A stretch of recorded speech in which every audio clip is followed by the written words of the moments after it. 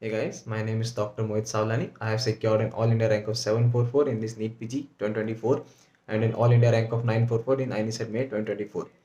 And first of all, I want to express my heartfelt gratitude towards all of you for your ongoing support and warm wishes.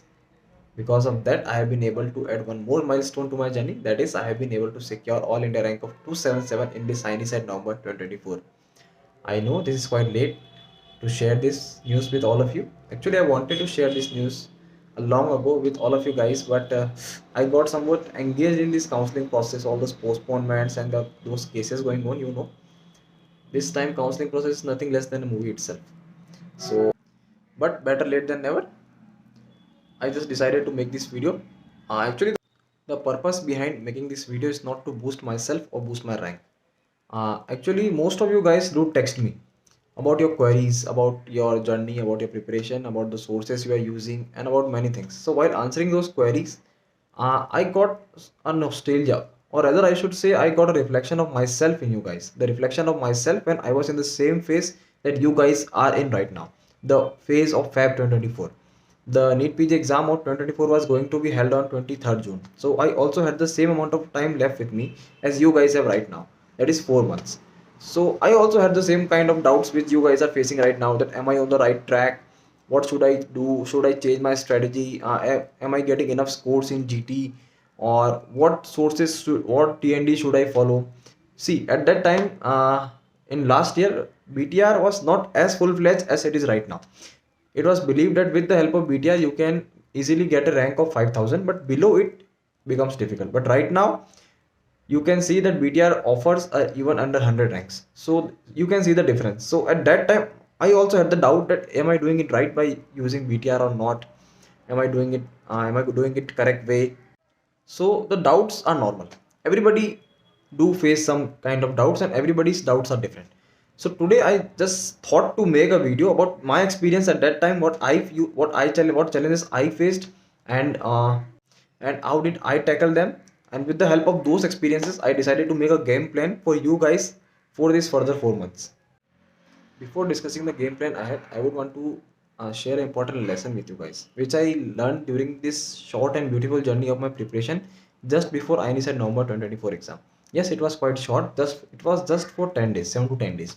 I started my preparation on 1st of November and gave exam on 10th of November, and I got an AIR 277. I am not boosting myself. Actually, I am telling you because there's a story behind this. There's a short story behind this exam also.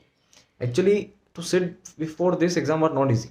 See, I wanted the branch of medicine, and to get a branch of medicine, even and that from an AIMS institute, and even that from an old AIMS institute, you need to score under 100 rank.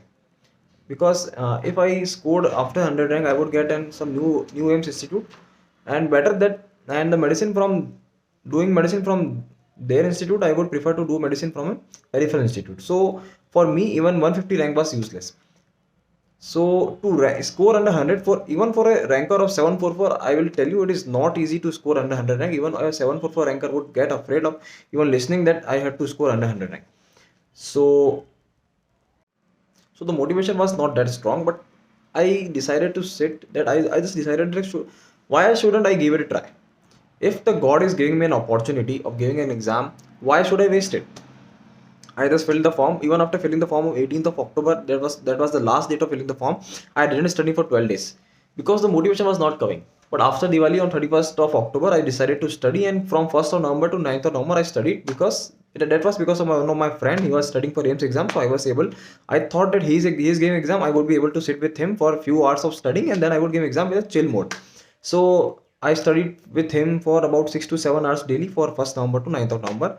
Even sometimes I used to study for just 3 to 4 hours.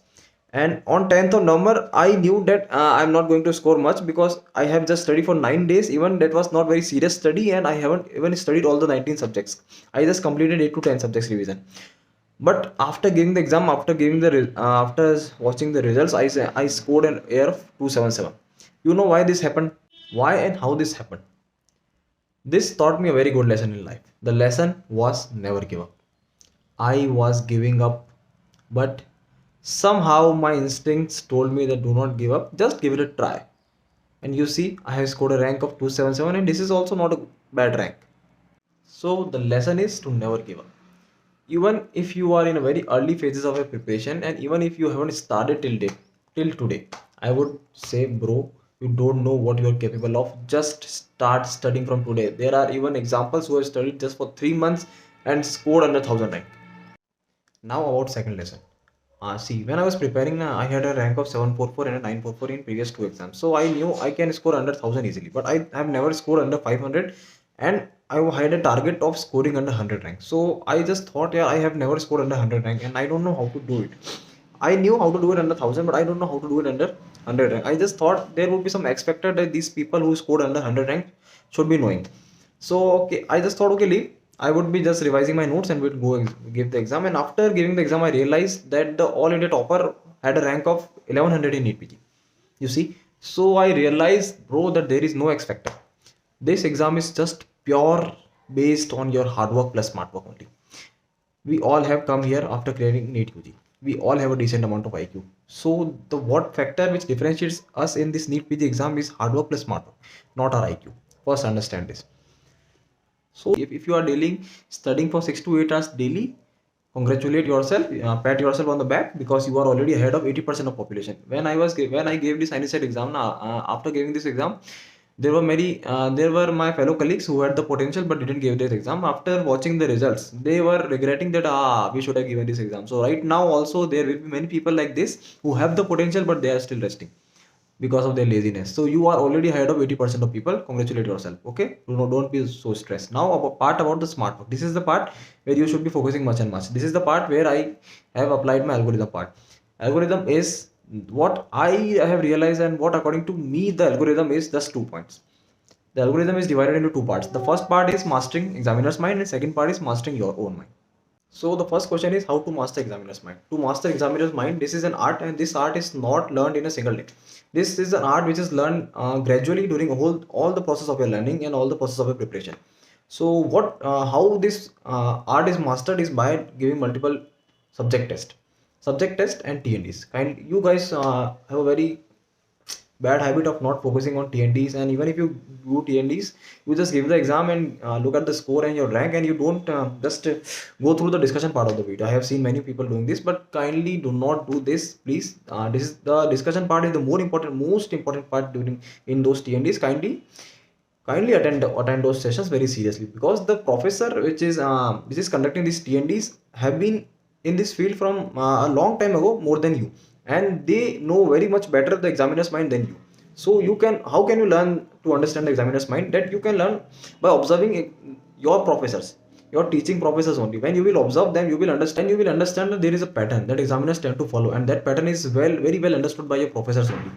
So then you will start to understand that, yes, then you will also subconsciously you will also understand the pattern of the examiner. You will also tend to understand what all topics are asked more frequently and at what depth they are asked. So first lesson from me, to take your subject test and take your TNDs more serious than your Q bank. Okay, now what do I mean by mastering your own mind? See, mastering your own mind means constantly in your journey just observe yourself means I used to observe. I what I realized that I have a photographic memory. Most of you have photographic memory. That I used to remember things photographically.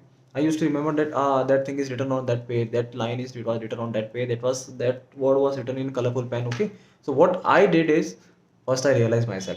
You also need to realize yourself that how your pattern of memory works, and if you have a pattern of similar to me, that is photographic memory, what you need to do is one thing or one topic, one source, one space, but multiple takes. One topic should be written in one source only, and that source will be the source which you will follow in final 10 days before your exam, and also at one space only. It should not be the case that etiology of the topic is written in some other page and the treatment is written in some other page. All those should be compiled. For example, nephrotic syndrome from medicine, media, pharmacology, physiology, all should be compiled in the all at one source only, like I did in VTR only, and that also in one page only. That you can decide that page. Now comes the most important part, that is multiple takes. What do I mean by multiple takes? You have seen movie in which the director always says cut, and it takes multiple takes of any scene. The scene is similar, dialogues are similar, but takes are multiple. That is what you have to do, bro. Your source should be one, your space should be one, your topic should be one, but your take should be multiple. and from that source only, from that space only, from that page only, you should be taking multiple takes from your this camera, and then this movie will be most consolidation mem the movie will be most consolidated movie. You understand this?